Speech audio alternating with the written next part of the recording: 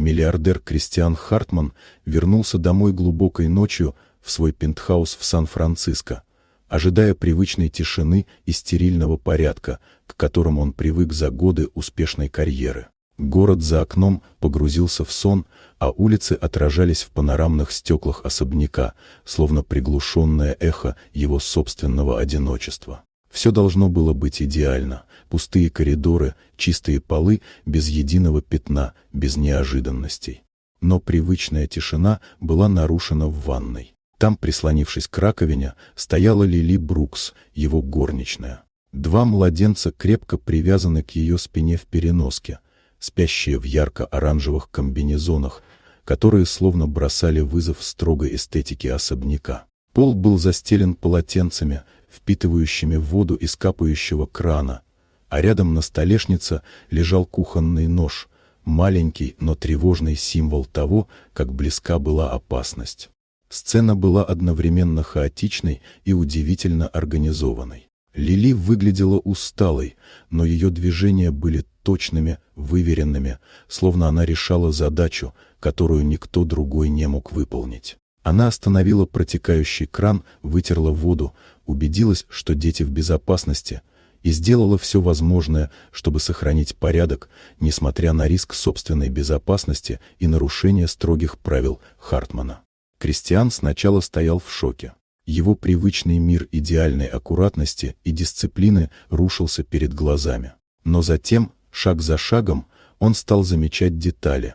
Аккуратные складки полотенец, мягкий ритм дыхания детей, чистоту, которую Лили поддержала даже в экстремальной ситуации. Он осознал, что перед ним не хаос, а выживание, чистое, честное и человечное. Это понимание проникло глубже, чем он ожидал. Впервые за долгие годы он почувствовал, что человечность может быть важнее идеальной чистоты, что забота и ответственность важнее регламентов и правил. Его взгляд на работу, на подчиненных и на собственное окружение начал меняться. Вместо того, чтобы наказывать Лили, он позволил ей остаться и помогать детям. В особняке была подготовлена полноценная детская, безопасное пространство, игрушки, яркий свет, мягкие ковры, все, чтобы младенцы могли расти без угрозы. Компания Хартмана начала вводить новые правила.